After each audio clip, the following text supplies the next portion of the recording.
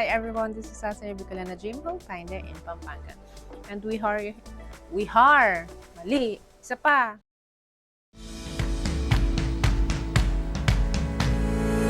Hi everyone, this is Cesar Bicolana, Dream Home Finder in Pampanga.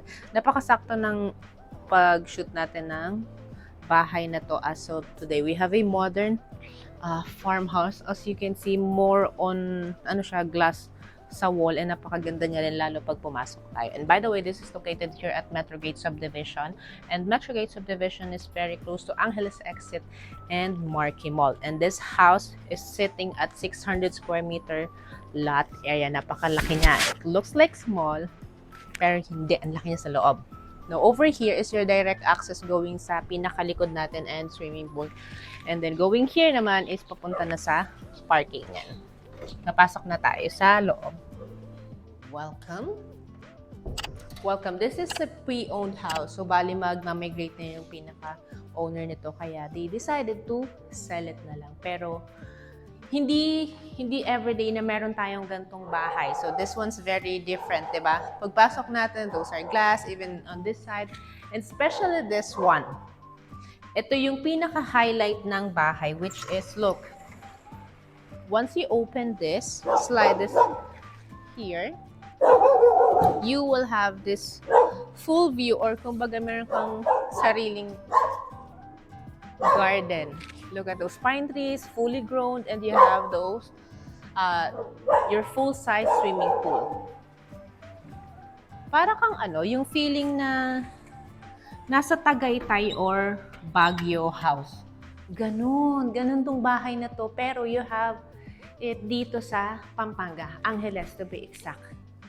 Na-distract ako ng clock. Ang ganda. This is just your ground floor. Gusto ko na i-explore yon kasi inviting. I love nature. I love plants. Now, moving to your kitchen area. Oh, wow! Elevated. Wala, ang ganda. So, you have here, ito na yung pinaka-main dining nyo. Pero parang mas maganda mag-dine doon sa labas. That's for later, pero na-excite ako. Over here naman yung pinaka-formal kitchen nyo. A spacious formal kitchen.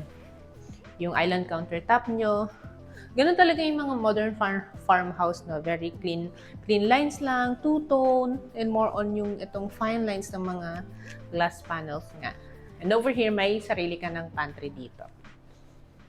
And dito naman, ito parang separate pa rin, or pwedeng isara kasi. Ito na yung sa laundry area nyo. May mga washing machine na doon. And this door has direct access from your carport, by the way. So, easy access sa mga grocery agad. That's it! Going up, ang ganda din kahit yung handle nyo. Ganda ng pagkaano nyo. Architecture. Oh, wow! There's another feature. Dito tayo. Thank you. Over here, this is the area where you can appreciate this facade accent nila sa pinakataas ng second floor. Kaya nagkaroon tayo ng high ceiling sa living room natin as we enter your pinaka main door. Ang ganda, no? Kapag sa morning yan, yung shadow niya coming from the sunlight, ang ganda niyan. Gives more, ibang effect. Ayun, yung ganung shadow. Iba din. Sa second floor natin, we have 3 bedrooms. Now, the first bedroom leads us here, and we have this, a very high ceiling, above standard na pocket sliding door. This is your first bedroom. Open lang natin. Ang ganda pa rin. Para talaga kayo nasa Baguio pag dito. Ang ganda ng pagkagawa ng farmhouse na to. Oh, I like the, flooring. Wow, yung wood. Wow, i-highlight natin yan. Ang ganda. Yung hindi malamig sa paa kahit wala kang slippers. So, okay, you have single bed. Ang ganda ng mga wooden materials nila na ginamit. Let's open this kasi you have access. Kahit yung material nila for the, sliding doors. And this one, your first room dito sa taas. Ooh, look, ito yun. Yung mga laser cut kasi ang tawag dito. Ayan, di ko nasabi kanina. Anyway, first room, you have your balcony. Nakikita nyo yung lakas ng hangin. Wow, a very healthy tree. May avocado ka dyan. Tapos dito naman sa taas, ginamit nila is tiles pero wooden finish para naman ma-match pa rin yung pinaka theme ng bahay na talagang modern farmhouse. And labas ay pasok tayo ulit. And then as we continue sa pinaka-hallway niya, ayan, another room. So kumbaga lahat ng rooms andito siya sa taas. Now this room is a junior master suite na may sarili siyang toilet and bath. Ito naka-twin yung size niya. Ang ganda din. Study area pero may view ng labas. And your balcony, which is ang view is yung front na ng bahay. Wow, fully grown cactus over here. Kahit yung harap mahangin. Nakakatuwa talaga mag-view ng mga bahay. And your separate shower area. Down to our last room or our primary bedroom. Lahat ng doors, pocket doors sa mga bedroom natin. So, wow, may nakita kong bata. So, this is our primary bedroom. With the full view na pinakalabas natin. You have your king-size bed over here. Walk-in cabinets over there. May sink. Oh! Ibang style to. You have your study. At the same time, may sarili siyang sink dito sa loob. It's a different kind of setup ng countertop. You have your toilet, shower, and dito may tub na may view pa rin ng labas. In fairness, iba talaga yung design nito. Now, as I've said kanina, we have this property sits at 600 square meter lot area, pero yung bahay, pinaka-floor area ng bahay is 280 only. So, they focus more on the garden part or ayan, ganyan. Malaking space where you can relax. Napakaganda ng location nila. Perfect location for this kind of house kasi yung hangin.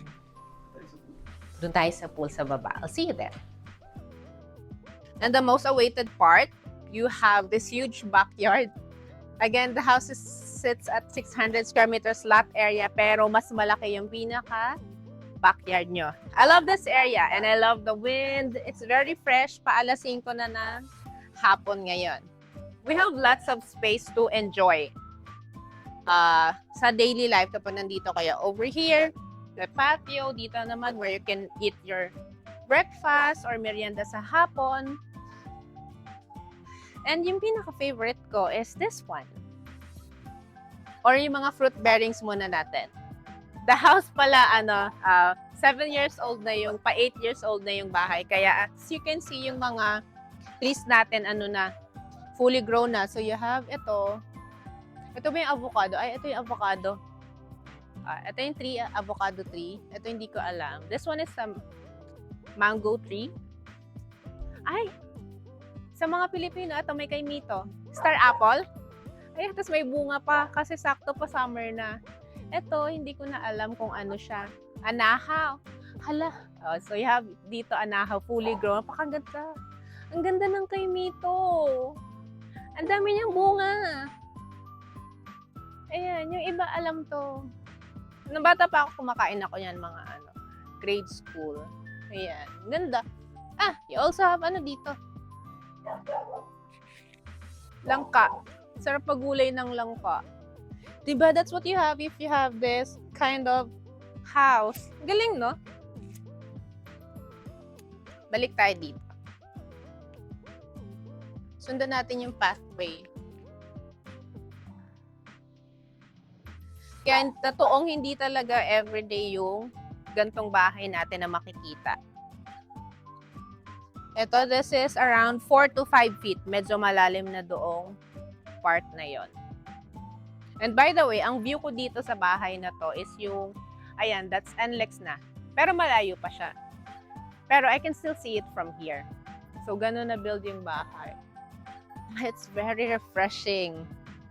Ang ganda ng pagkagawa nila ng bahay nila.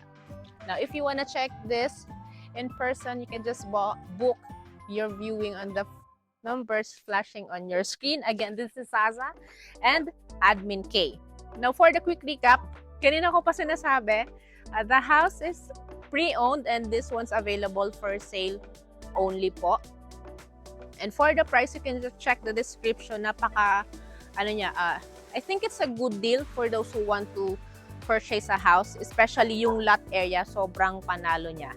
And the house has 3 bedrooms, 3 toilet and bath, and you have your single carport. You will get this modern farmhouse. And this one's located here in Metrogate Subdivision, a secured subdivision near Angeles Exit and Marquee Mall.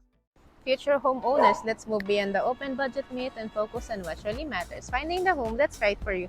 Again, this is Salsa, your Bicolana Dream Home Finder in Pampanga. See you on our next video.